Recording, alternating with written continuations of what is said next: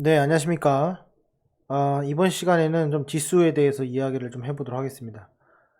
오늘자죠. 어저께도 그렇고, 밤부터 그 변종 바이러스가 영국에서 이제 새롭게 출몰을 하면서 전염성이 높아졌다. 막 이런 내용들이 있습니다. 그래서 거기에 따라서 지금 현재 유럽 증시가 폭락을 하고 있습니다. 4%에서 5% 정도 사이 급락세를 좀 보이고 있는데요.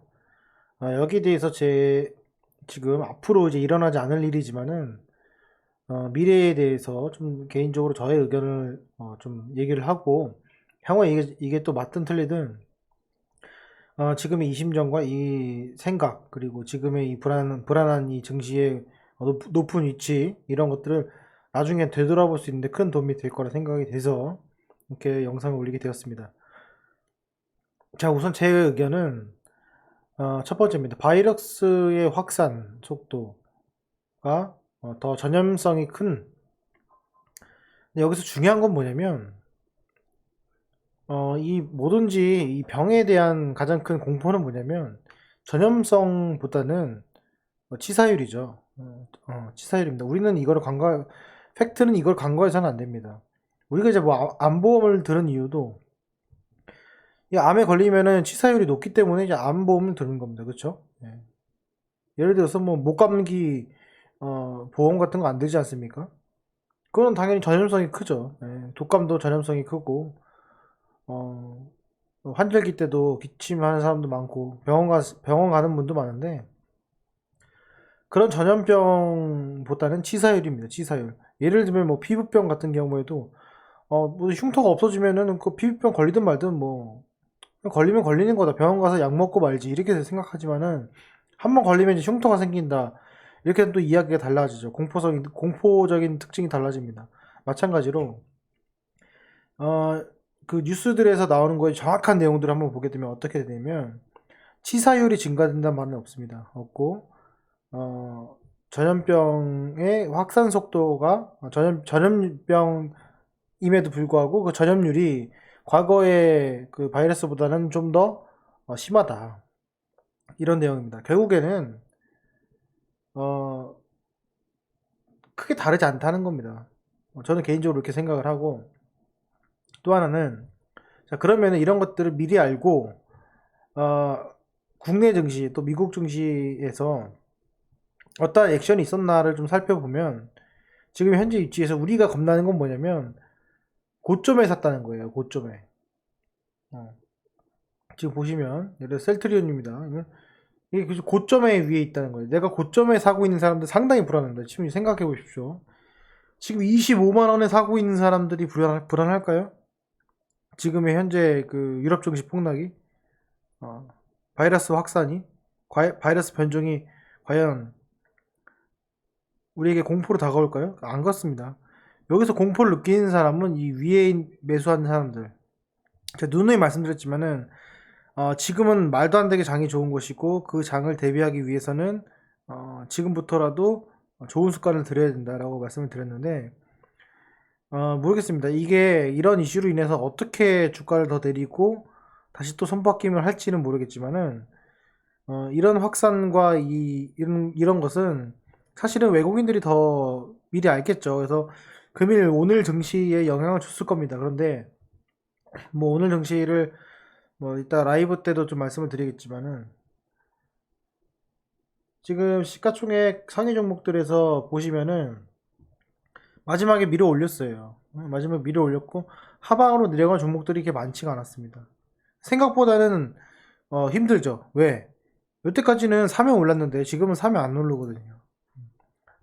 사면은 오르는 게 주식이라고 생각했는데 그게 아니라는 겁니다.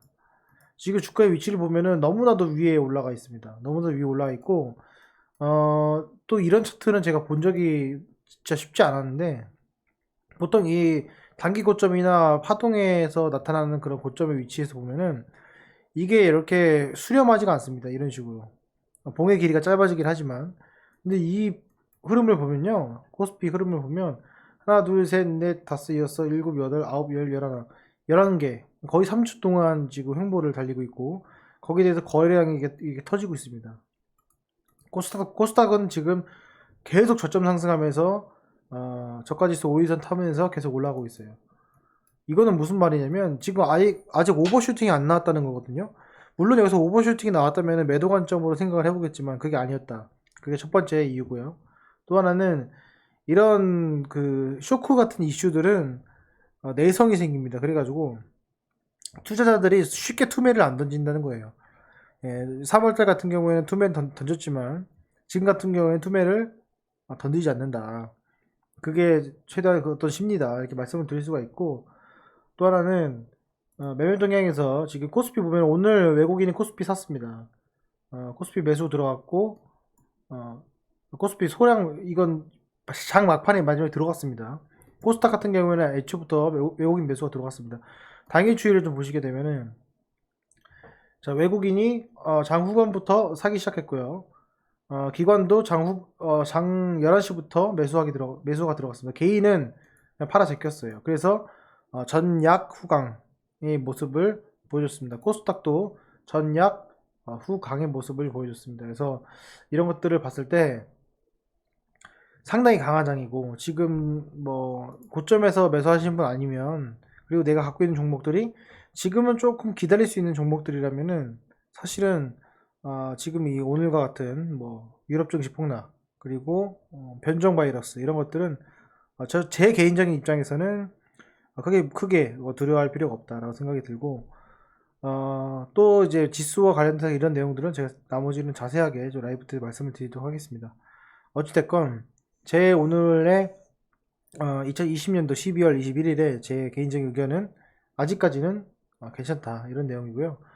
원달러 환율도 좀 보시게 되면은 원달러 환율이 아직까지는 괜찮습니다. 지금 뭐 크게 문제가 되지 않고, 뭐 달러가 저는 개인적으로 1120원 정도까지는 그래도 어느 정도는 충분히 커버할 수 있는 그런 위치가 아닌가 이렇게 생각이 됩니다. 지금 뭐 이것도 나중에 또 상세하게 말씀을 드리겠지만은 어쨌건 그 환율도 보셔야 되고, 그리고 또 하나는 여기 보시면은 증시 주변 자금을 좀 보시면 보겠습니다. 그래서 예탁 증감이 17일 날 좀 들어왔어요. 그래서 한 1조 정도 들어왔습니다. 들어왔고 신용잔고는 조금씩 계속 올라오고 있어요. 계속 올라오고 있지만 여기 예탁금이랑 신용잔고를 뺐을 때의 잡채가 상당히 좀 양호한 편입니다. 아직까지는. 그래서 이렇게 좀 참조하셔가지고 여러분들이 투자하시는데 조금이나마 도움이 되셨으면 좋겠습니다. 저는 아직도 더 올라갈 거라고 생각을 하고 있고, 특히 바이오 종목이 끝나면은 그 다음에는 다시 제조업 반도체주가 올라가지 않을까 이렇게 생각을 하고 있습니다. 네, 오늘 영상은 여기까지 하겠습니다. 감사합니다.